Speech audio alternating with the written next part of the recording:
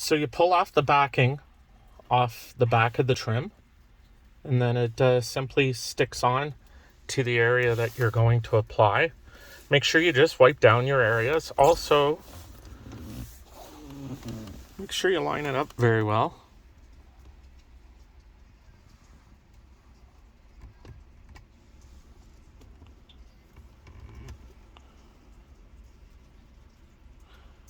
Once you stick it, don't press too hard. Just apply it as you're laying it down in the location that you want it. And then you're able to move it around a little bit.